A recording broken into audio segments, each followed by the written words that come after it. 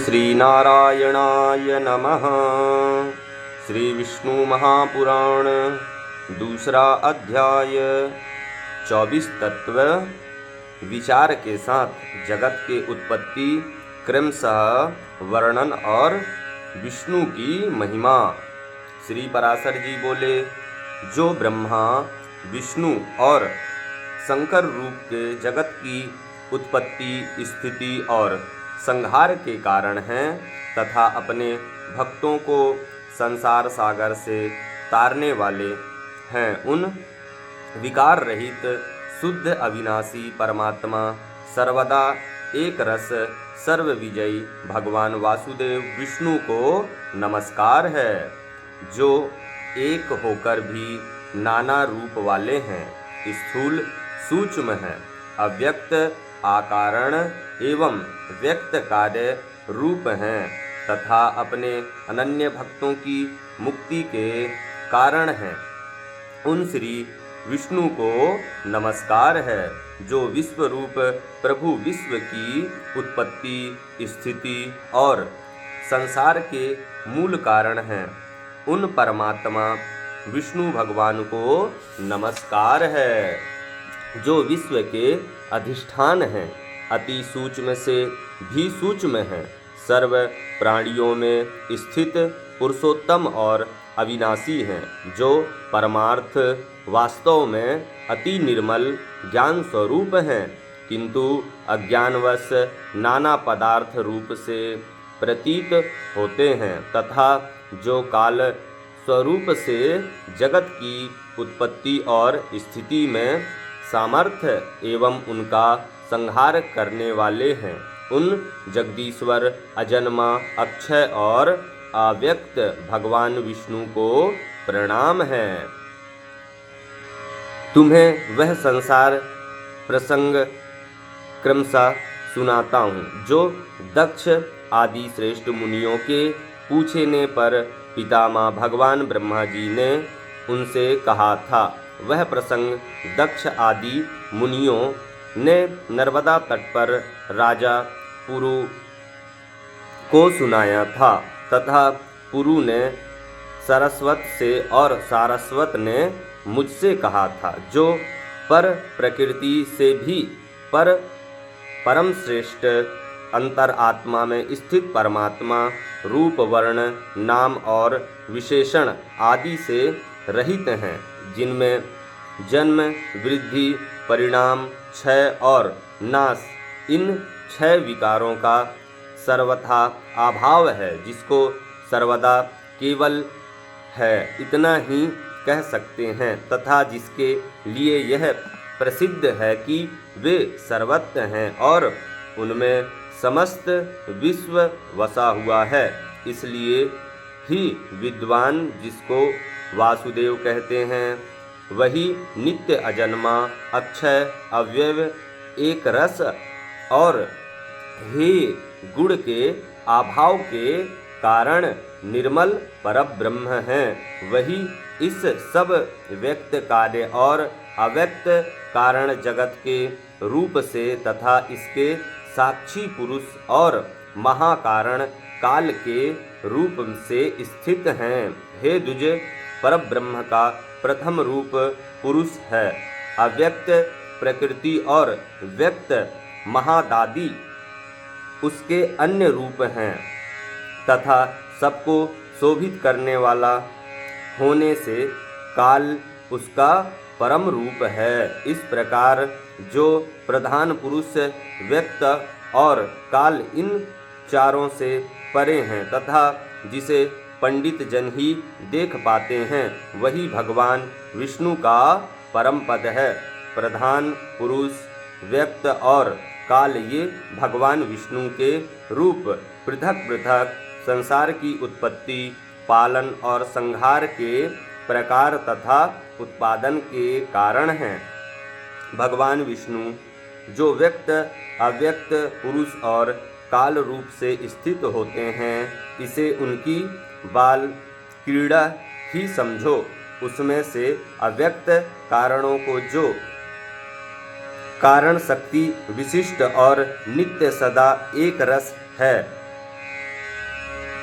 हे श्रेष्ठ मुनिजन, प्रधान तथा सूक्ष्म प्रकृति कहते हैं, वह क्षय रहित है, उसका कोई अन्य आधार भी नहीं है तथा अप्रेम, अजर, निश्चल, शब्द और रूप आदि रहित है। वह त्रिगुणमय और जगत का कारण है तथा स्वयं अनादि एवं उत्पत्ति और लय से रहित हैं।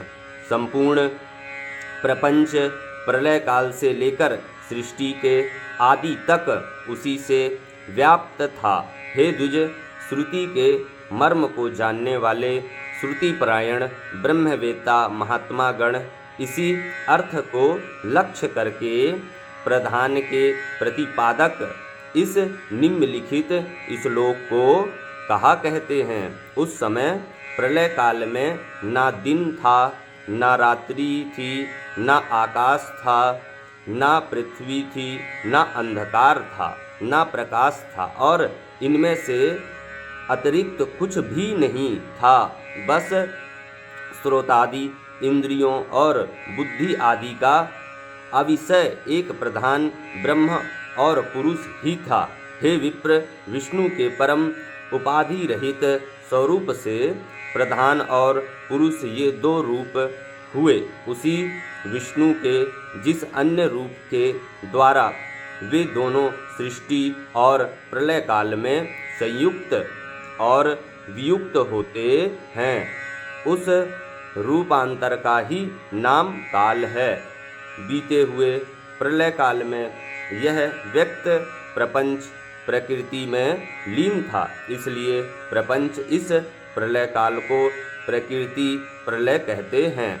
हे द्विज, काल रूप भगवान अनादि हैं, इसका अंत नहीं है, इसलिए संसार की उत्पत्ति, स्थिति और प्रलय भी कभी नहीं रुकते, वे प्रवाह रूप से निरंतर होते रहते हैं। हे मैत्रेय, प्रलय काल में प्रधान प्रकृति के स्थित हो जाने पर और पुरुष के प्रकृति से पृथक स्थित हो जाने पर विष्णु भगवान का काल रूप इन दोनों को धारण करने के लिए प्रवृत्त होते हैं। तदनंतर स्वर्ग काल उपस्थित होने पर उन परब्रह्म परमात्मा विश्वरूप सर्वमयी सर्वभूतेश्वर सर्वात्मा परमेश्वर ने अपनी इच्छा से विकारी प्रधान और अविकारी पुरुष में प्रविष्ट होकर उनको शोभित किया। जिस प्रकार क्रियाशील न होने पर भी गंध अपनी सनिधि मात्र से ही मन को शोभित कर देता है, उसी प्रकार परमेश्वर अपनी सानिधि मात्र से ही प्रधान और पुरुष को प्रेरित करते हैं। हे ब्रह्मन, वह पुरुषोत्तम ही इनको शोभित करने वाले हैं और वे ही शुद्ध होते हैं तथा संकोच, सम्यक और अविकास शोभ युक्त प्रधान रूप से भी वे ही स्थित हैं। ब्रह्मादि समस्त ईश्वरों के ईश्वर वे विष्णु ही ब्रह्मादि जीव रूप तथा महात्मा के रूप से स्थित हैं। हे द्विजश्रेष्ठ, स्वर्ग काल के प्राप्त होने पर गुणों की प्रधान जब विष्णु के क्षेत्रज्ञ रूप से अधिष्ठता हुआ तो उससे महातत्व की उत्पत्ति हुई। उत्पन्न हुए महान को प्रधान तत्व ने आवृत किया।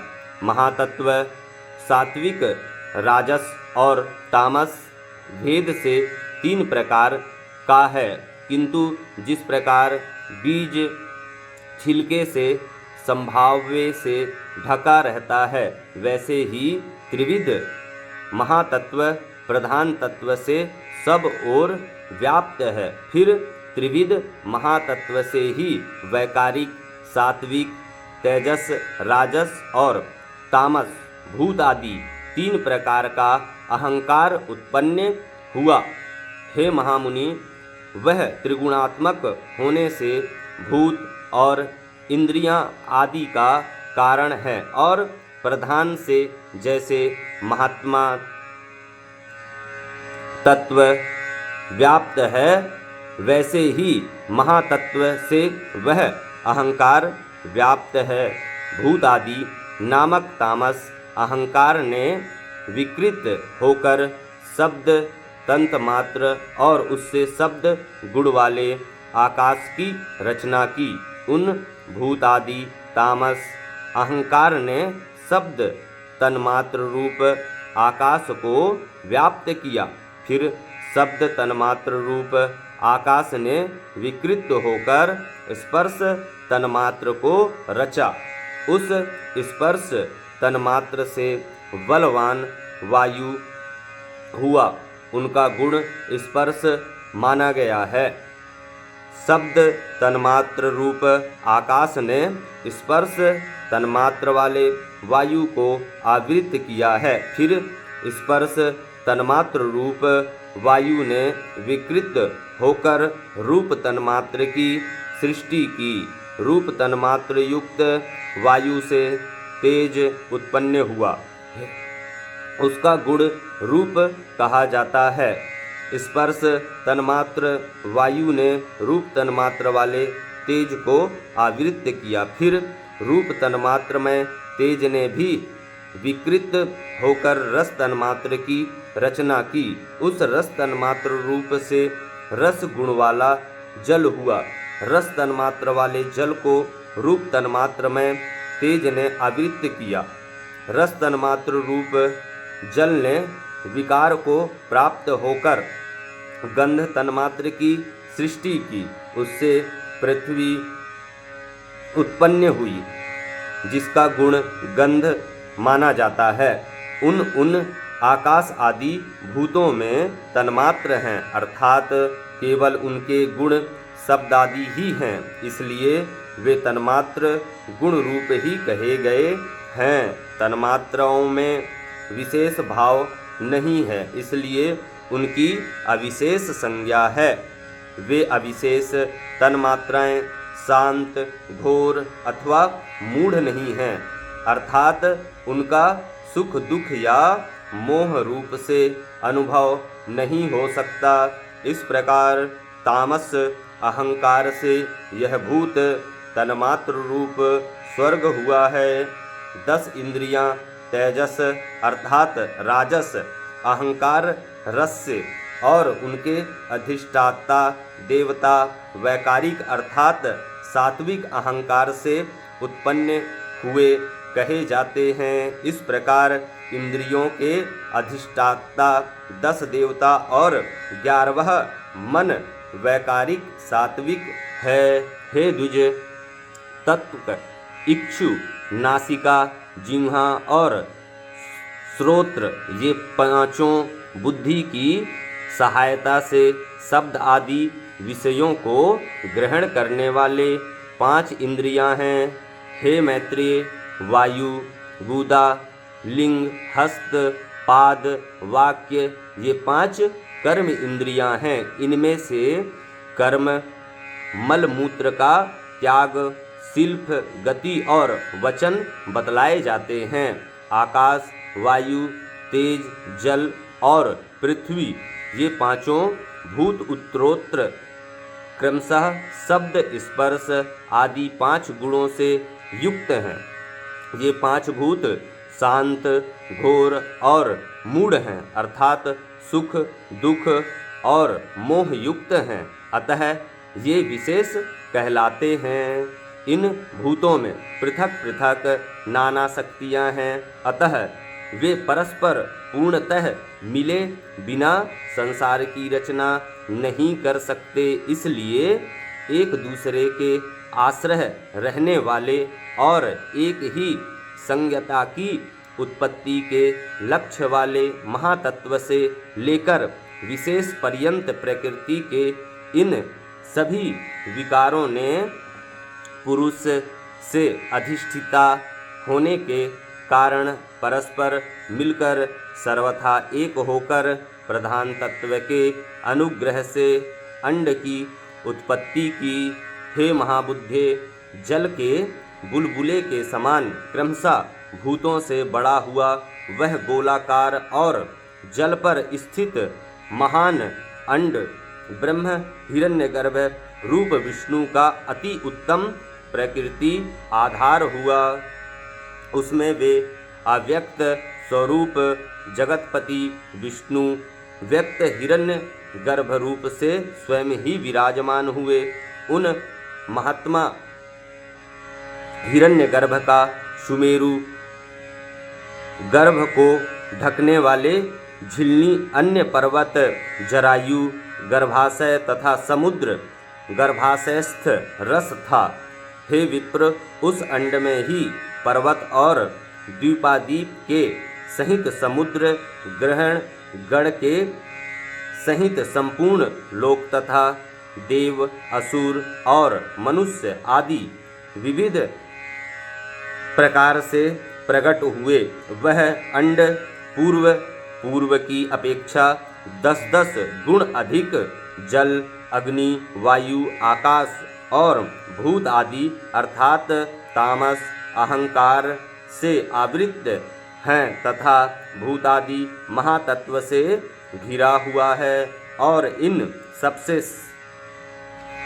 सहित वह महातत्व भी अव्यक्त प्रधान से आवृत है। इस प्रकार जैसे नारियल के फल का भीतरी बीज बाहर के कितने ही छिलकों से ढका रहता है, वैसे यह अंड इन 7 प्रकृति आवरणों से घिरा हुआ है।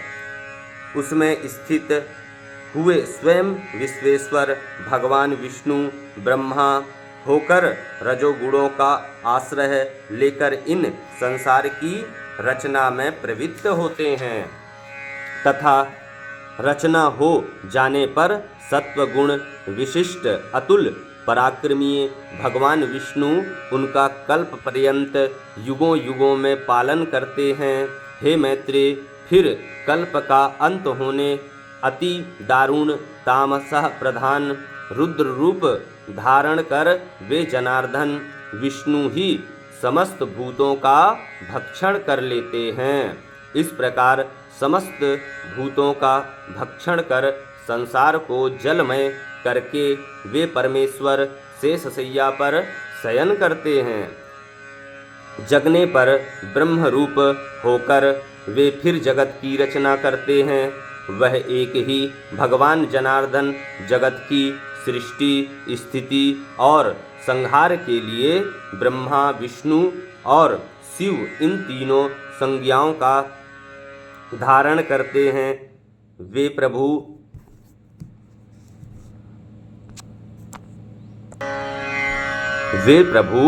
विष्णु ब्रह्मा होकर अपनी ही सृष्टि करते हैं, पालन विष्णु होकर पाल्य रूप अपना ही पालन करते हैं और अंत में स्वयं ही संहार शिव तथा स्वयं ही उपसंहारक होकर लीन होते हैं। पृथ्वी जल तेज वायु और आकाश तथा समस्त इंद्रियां और अंतःकरण आदि जितना जगत है सब पुरुष रूप है और क्योंकि वह अव्यय विष्णु ही विश्व रूप और सर्वभूतों के अंतर आत्मा हैं, इसलिए ब्रह्मा आदि प्राणियों में स्थित भी उन्हीं के उपकारक हैं। अर्थात जिस प्रकार ऋषि जो द्वारा किया हुआ हवन यजमान का उपकारक होता है, उसी तरह परमात्मा के रचे हुए समस्त प्राणियों द्वारा होने वाली सृष्टि भी उन्हीं की उपकारक हैं। वे सर्वस्वरूप श्रेष्ठ वरदायक और वरेण्य प्रार्थना के योग्य भगवान विष्णु ही परब ब्रह्म आदि अवस्थाओं द्वारा रचने वाले हैं। वे ही रचे जाते हैं, वे ही पाले जाते हैं, वे ही पालित होते हैं तथा वे ही संहार करते हैं और स्वयं ही संहृत होते हैं। इति श्री विष्णु पुराणेन प्रथम अंशेन द्वितीयो अध्यायः। बोलिए विष्णु भगवान की जय।